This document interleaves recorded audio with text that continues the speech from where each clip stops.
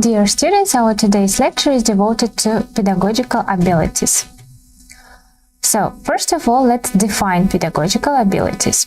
Pedagogical abilities, certain psychological characteristics of the individual that are a condition for achieving high results in teaching and upbringing as a teacher. So, pedagogical abilities are the essential qualities and skills that enable a teacher to organize, manage, and inspire the learning process effectively. They form the foundation of professional teaching and define the teacher's capacity to connect with students, present material clearly, and foster intellectual and emotional growth. And this diagram presents the key types of pedagogical abilities that contribute to successful teaching practice. At the center of the scheme, we see pedagogical abilities, which encompass both personal qualities and professional skills. These abilities are interconnected and work together to ensure that teaching is effective, meaningful, and engaging. The first component is communicative capacity. It refers to teachers' ability to interact effectively with students, colleagues, and parents. Communication includes verbal and non-verbal expressions, empathy, and the ability to listen and respond appropriately. A good teacher creates an atmosphere of openness and mutual respect through communication. The second is didactic attitude, which is the ability to explain complex ideas in simple, understandable terms. It includes selecting appropriate teaching methods, structuring lessons logically, and adapting instruction to different learners' levels and styles. Next, we have organizational skills. They allow teachers to plan and manage classroom activities efficiently. This includes time management, lesson planning, maintaining discipline, and organizing group work.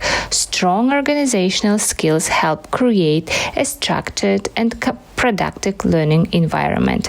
Another vital element is reflective skills.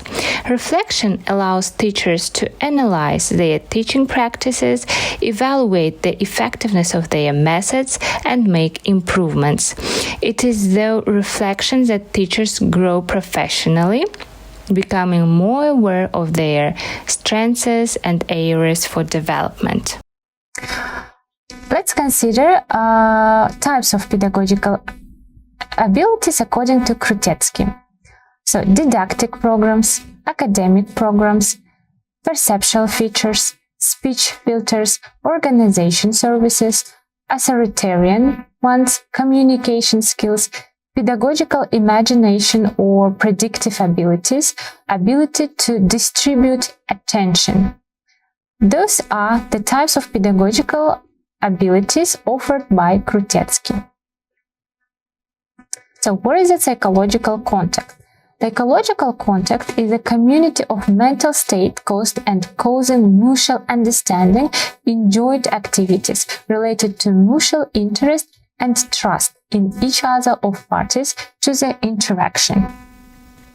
So overall, psychological contact is the foundation of effective communication between a teacher and a student, as well as between individuals in any educational or counseling setting. It represents the emotional and cognitive connection that allows people to understand, trust, and cooperate with one another. This diagram illustrates the main components that form psychological contact. At the center of the scheme, we see psychological contact, which can be described as a state of mutual openness and emotional harmony between two people. It ensures that both participants feel respected, heard, and valued during communication. The first component is trust. Trust creates a safe environment where individuals can express their thoughts and emotions freely. In a pedagogical context, when students trust their teacher, they are more willing to participate actively, share their opinions, and take risks in learning. The second element is confidentiality. This means maintaining privacy and respecting the information shared during communication. When learners or clients know their words will remain confidential, they feel more secure and emotionally open. Next, we have mutual understanding. It involves empathy, the ability to see the situation from another person's perspective.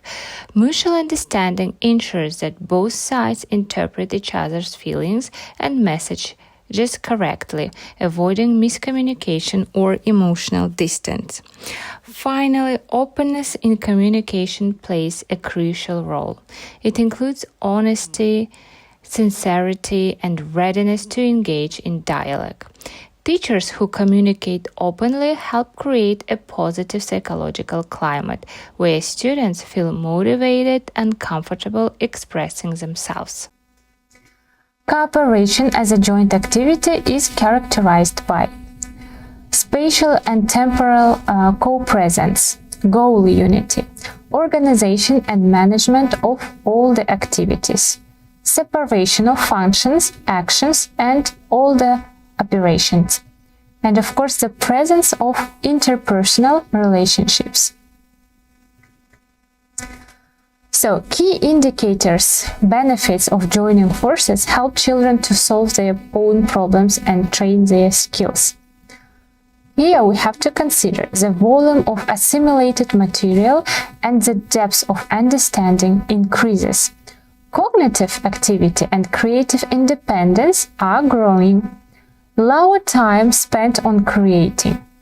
Disciplinary difficulties caused by motivation defects and reduced. Students get more pleasure from classes, feel more comfortable in school.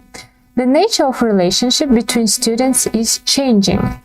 Class cohesion increases while self and mutual respect, vice versa, increases simultaneously with criticality.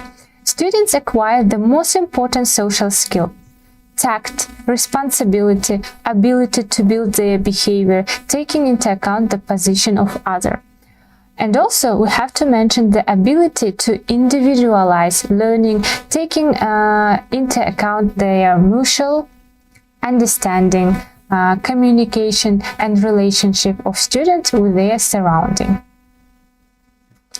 Thank you very much for your attention.